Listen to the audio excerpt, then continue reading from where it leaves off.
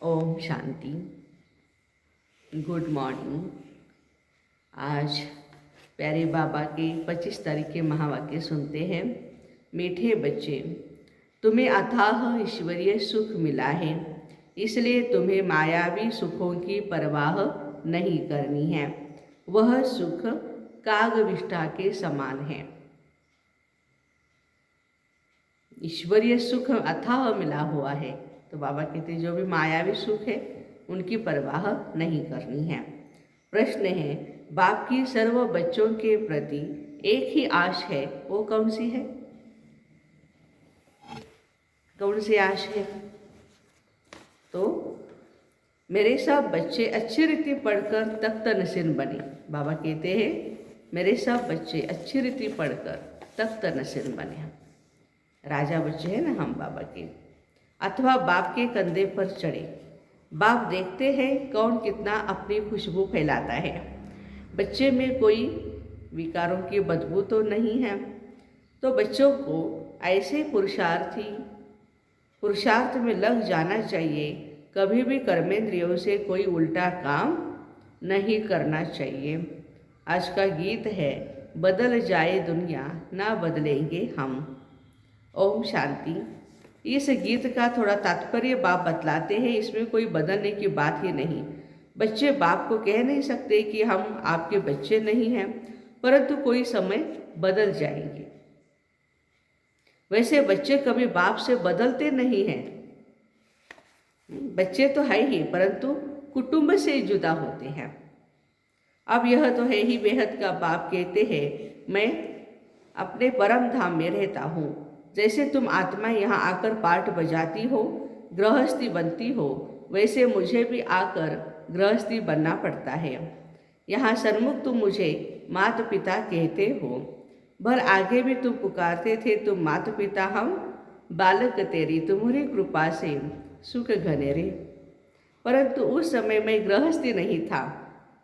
द्वापार युग कलियुग में बाबा को हमने बहुत याद किया। तुम माता पिता बालक तेरे कहा। बाबा कहते उस समय में गृहस्थ नहीं था, मैं तो परम धाम निवासी था। अभी मैं संगम युग में आया हूँ तो गृहस्थी बना हूँ। शिव बाबा कहते हैं इस समय आकर गृहस्थी बना हूँ। गृहस्थी भी 2-4 बच्चों का नहीं, ढेर के ढेर बच्चे आते जाते हैं। भल कहते हम बदलेंगे नहीं। सारी दुनिया बदल जाएगी, लेकिन बाबा हम आपका हाथ नहीं छोड़ेंगे, आपका साथ नहीं छोड़ेंगे, कहते हैं बच्चे। परंतु माया बदला देती है, बदल देती है माया। यहाँ आते तो बहुत अच्छी अच्छी बातें करते हैं और फिर भूल जाते हैं। तो बाप है ही ऊंच दे ऊंच, इनसे ऊंच बाप कोई हो ही नहीं सकता। साधारण मनुष्य तन में प्रवेश किया है। बच्चे जानते हैं भविष्य 21 जन्मों के लिए पुरुषार्थ अनुसार जायदाद मिलती है। बहुत है जो चलते चलते फिर बदल जाते हैं, क्योंकि यह है ही माया की लड़ाई। आगे तुम माया के थे, अभी बाप ने तुम्हें एडॉप्ट किया हुआ है। उस तरफ है माया का सुख, यहाँ तो वह सुख नहीं है। तो माया के सुख अपनी तरफ खींच लेते हैं। यहाँ तुमको है ही गुप्त सुख, अतीन्द्रिय सुख कहते ना। जानते हो भविष्य में अथाह सुख लेंगे। यहाँ के सुख में अगर बुद्धि गई तो वह सुख याद आते रहेंगे। अंत में भी वही याद आएंगे, इसलिए इन मायावी सुखों की परवाह नहीं रखनी है। गाते भी है यह सुख कागविष्ठा के समान है। अब तुम बच्चे जानते हो सुख तो हमको सतयुग में मिलेगा। वह सुख प्राप्त करने के लिए हम माता पिता के बने हैं। बाप जरूर कोई समय गृहस्थी बने हैं, जिस कारण उनको माता पिता कहा जाता है। अभी बाबा को माता पिता हम क्यों कहते हैं? क्योंकि वो गृहस्थी बने हैं। गाते हैं परंतु समझते नहीं। अभी तुम बच्चे जानते हो बेहद का बाप भी है और माँ भी है। इस माँ द्वारा अर्थात प्रजापिता ब्रह्मा द्वारा एडॉप्ट किया गया है। अब प्रजापिता और शिव दोनों ही बाप ठहरे। बाप तो माता द्वारा एडॉप्ट करेंगे ना। अब त्वमेव माता श पिता त्वमेव, इनको कहे या ब्रह्मा को कहे। माता भी है और पिता भी है, ये तो हम शिव बाबा को ही कहते हैं ना। ब्रह्मा बाबा को तो खाली पिता कहेंगे, तो बाबा कहते हैं किसको कहें। गाते हैं हम सब ब्रदर्स है, वह फादर है, उसमें तो माता का ही प्रश्न नहीं। गाया जाता तुम माता पिता हम बालक तेरे। तुम माता पिता कैसे आप बाबा बनते हैं, ये वंडरफुल बातें हैं समझने की। मनुष्य मूझते भी है क्योंकि शरीर तो मेल का है, पुरुष का शरीर है ब्रह्मा बाबा का, तो माता कैसे होती है, हो सकती है। लेकिन ये पार्ट प्ले करने वाले शिव बाबा है जिनको शरीर नहीं है, तो ये वंडरफुल बात है। इसलिए माता एडॉप्ट की गई है, वह है सरस्वती बेटी। परंतु बेटी द्वारा तो एडॉप्ट नहीं किया जाता है ना, यह माता भी है और पिता भी है, उसने इसमें प्रवेश किया हुआ है। शिव बाबा जो माता पिता है, उन्होंने ब्रह्मा बाबा के तन में प्रवेश किया हुआ है। तब ब्रह्मा को खुद कहते हैं तुम हमारा बच्चा हो, वन्नी हो, वन्नी माना पत्नी। बरोबर बाप इन द्वारा एडॉप्ट करते हैं, तो यह माता भी हो जाती है। फिर भी बाबा कहते हैं तुमको याद तो मुझे ही करना है, ब्रह्मा को याद नहीं करना है। मनुष्य तो दुनिया में बहुत लॉकेट पहनते हैं, यह तो बाप है। बाबा कहते बच्चे तुम्हें अपना भी सब कुछ भूल जाना है, देह सहित देह के जो भी संबंधी है सबको भूल परमपिता परमात्मा के साथ योग लगाओ। तुम बच्चों को फरमान है मुझ बाप को याद करो, मैं इनमें प्रवेश होकर तुमको राजयोग सिखलाता हूँ। इसमें प्रेरणा की कोई भी बात नहीं, प्रेरणा से बाबा काम ही नहीं करता है, आकर के बच्चों को सुनाता है, समझाता है। बाकी किसी देहधारी को याद करने से टाइम वेस्ट हो जाता है, टाइम वेस्ट, मनी वेस्ट, सब कुछ वेस्ट होता है। इसलिए बाबा कहते हैं शिव बाबा के बिना और किसी को भी याद नहीं करो। दूसरों के साथ बुद्धि योग लगाते हो, गोया बाबा से नाफरमान बरदार बनते हो। बाबा को याद करने में ही मेहनत है, इसमें ही भूल होती है। बाबा कहते तुम मेरे आशिक हो, मुझे छोड़कर और किसी को याद किया तो ये नाफरमान बरदारी है। चलते फिरते मुझ माशूक को याद करने का पुरुषार्थ करो।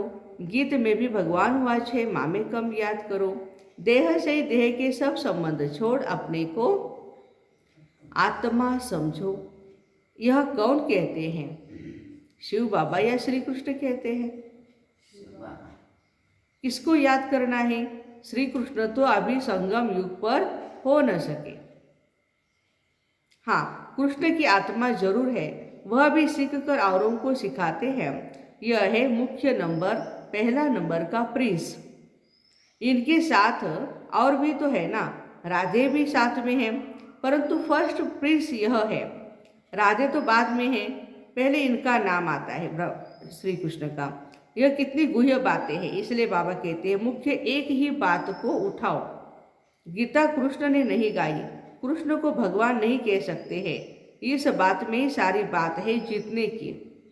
बाबा कहते क्लियर करके समझाओ सभी को। गीता कृष्ण ने नहीं गाई है, एक बाप ही ब्राह्मण, देवता, क्षत्रिय, यह 3 धर्म स्थापन करते हैं। पहले डीटिज्म, फिर इस्लामिज्म, बुद्धिज्म, क्रिश्चियन भी जन्म लेते हैं, बाद में आते हैं। तो और छोटे छोटे धर्म भी बहुत है, वो तो बात मत पूछो, टालियाँ बताते हैं। सदगति होती है गीता के भगवान द्वारा। सर्व का सदगति दाता एक ही बाप है, सर्व का जगत गुरु सतगुरु एक ही परमात्मा है। सतगुरु अर्थात सदगति करने वाला, यह सबको अच्छी तरह समझा सकते हो। जो बाबा की मुरली निकलती है, सब स्टूडेंट्स को हक है मुरली अच्छी तरह पढ़ने का। जिनको मुरली का शौक होगा वह 3-4 बारी मुरली जरूर पढ़ेंगे, 3-4 बारी मुरली जरूर पढ़ेंगे। मुरली बिगड़ और कुछ भी सूझना नहीं चाहिए। मुरली को कोई 5-8 बारी अच्छी रीति पढ़े तो ब्राह्मणी से भी ऊंचा जा सकते हो। सबको उन्नति अपनी करनी है। वास्तव में ब्राह्मणीय है मोस्ट ओबेडेंट सर्वेंट। कोई की अच्छे अच्छे खान पान की तरफ बुद्धि गई तो मरने के समय वही याद आएगा, अच्छा खाना खाऊं, अच्छा अच्छा बना करके खाऊं, जे पण खायचं चांगलं खायचं, नाहीतर खायचंच नाही बघा, हे असं जे म्हणतात ना, बाबा कहते याद बाद में वही आएगा मरते समय। इस समय ही सर्विस लेते रहे तो खलास है सेवाधारी, और इस समय सेवा करते, औरों से सेवाएं लेते रहे, पाय दाब माझी जरा, हात दाब जरा, सगळं जागेवर आणून दे मला, हे सगळं काय झालं, दुसऱ्यांच्याकडून सेवा करून घेतली। सर्विस पर रहने वाले सदैव ओबेडिएंट होकर के रहेंगे। सर्विस पर रहने वाले सदैव ओबेडिएंट होकर के रहेंगे। ये समय जैसे जनक बच्ची है, कभी भी कोई से भी काम नहीं लेगी। कोई कोई तो आदत ही पड़ जाती है, फिर बात मत पूछो। दुसऱ्यांच्याकडून सेवा करून घेण्याची काय पडते, आदतच पडते। आपण स्वतः करू शकत असलो तरी पण दुसऱ्यांना बोलवायचं सारखं। कपड़े धोने वाले न मिलने से बीमार हो पड़ते हैं। हाँ, ऐसे भी सेंटर की बहनें हैं, हाँ, दूसरे कोई से कपड़े धोने वाला आया नहीं सेंटर पर तो बीमारी पड़ेगी, कहाँ जा नहीं सकते हैं। इसमें जास्ती नवाबी नहीं चलनी चाहिए। ज्ञान मार्ग में सेंटर पर रहने वाले बहनों के लिए बाबा ने विशेष बात बताई, यहाँ नवाबी नहीं चलनी चाहिए, खुद के काम खुद करने हैं। सर्वेंट बन सर्विस करनी है। बाप भी सर्वेंट है ना, कहते हैं मैं ऊंच ते ऊंच हूँ, कितने साधारण तन में आया हूँ, मैं कोई घोड़ा गाड़ी आदि नहीं मांगता हूँ, यह तो फिर भी बाप है। वानप्रस्थ के बाद बच्चों का फर्ज होता है बाप की सेवा करना। शिव बाबा का रथ है, फिर भी बाबा कोई से सेवा नहीं लेता है बच्चों से। ब्रह्मा बाबा थे, फिर भी खुद के काम खुद करते थे। कोई करता भी था कोई सेवा, वो प्यार से, बाबा हम हैं ना, हम करेंगे। लेकिन बाबा खुद ऐसी सेवा नहीं लेता था। बच्चों को अपनी पढ़ाई में पूरा ध्यान देना है। कायदे से पढ़ेंगे पढ़ाएंगे तो सतयुग में भी कायदे से राज्य करेंगे। सतयुग में बेकायदे कोई भी बात होती नहीं, हर एक बात में एक्यूरेट बनना है। हम विश्व के राजकुमार राजकुमारी बनते हैं तो वह मैनर्स भी यहाँ ही सीखते हैं। हमने ये भी सुना कि शिवानी बहन जहाँ जहाँ जाते हैं ना, अपना कपड़ा भी धुलाई के लिए नहीं देते, कहा किसी पर, किसी सेंटर पर। ये छोटी बहनें बोलती है ना, वो खुद के कपड़े खुद धुलाई करती है, कोई भी इतनी भी सेवा नहीं लेते हैं, इसलिए तो बड़े बड़े हो जाते हैं ना। तो बाबा कहते ये सब मैनर्स है। कृष्ण की कितनी महिमा करते हैं, महाराज कुमार, बाबा से भी कृष्ण का नाम जास्ती है। राधे कृष्ण माना उसके कृष्ण के माँ बाप से भी कृष्ण का नाम ज़्यादा मशहूर है। राधे कृष्ण के माँ बाप कोई इतने मांस नहीं लेते हैं जितने राधा कृष्ण ने लिए हैं, परंतु जन्म तो फिर कहाँ लेना ही पड़ेगा। तो जिसके पास जन्म लिया उनका इतना मान नहीं होता है, पहले जरूर उनके माँ बाप जन्म लेते होंगे, फिर भी कृष्ण बच्चे का नाम बाला होता है। ये बातें बड़ी गुप्त है, यह है चुटचट की बातें। मूल बात है अपने को अशरीरी आत्मा समझो। हम बेहद बाप की औलाद है, हमको सर्वगुण संपन्न यहाँ ही बनना है। अभी कोई भी संपूर्ण नहीं बने हैं, सभी पुरुषार्थी है, इनके रिजल्ट भी बाबा देखते तो है ना। यह सबसे ऊंच जाएगा ब्रह्मा बाबा, इसलिए फादर कहा जाता है। अंत तक फादर को ही फॉलो करना पड़े। ड्रामा में जो कुछ होता है समझा जाता है, यही राइट है। कोई भी बात में संशय नहीं आ सकता। अम्मा मरे तो भी हलवा खाना, तुमको तो मन मना भव होकर रहना है। दुख की कोई बात नहीं, ड्रामा में जो भी नूंद होगी वह होता ही रहेगा। अनादि बना बनाया ड्रामा है, जो नूंद है वह होता रहेगा। बच्चों का काम है पुरुषार्थ कर अपना जीवन हीरे जैसा बनाना। कर्मेंद्रियों से कोई भी उल्टा काम नहीं करना है, ऐसे नहीं जो भाग्य में होगा। वही मिलेगा। बाबा कहते पुरुषार्थ तो करना ही चाहिए, बाबा को पूरा पूरा समाचार देना है। कोई सेंटर का तो बिल्कुल पता भी नहीं पड़ता है। आज बाबा की विशेष नज़र सेंटर के भाई बहनों पर है। कोई सेंटर का पता ही नहीं पड़ता है। कई सेंटर्स तो चलते हैं, कोई बिगर ब्राह्मणी भी गीता पाठशाला फुल सर्विस करते रहते हैं। गीता पाठशाला वाले नंबरवार तो है ना, जो अच्छी सर्विस करते हैं वही बाबा के दिल पर चढ़ते हैं, तख्त नसीर होते हैं।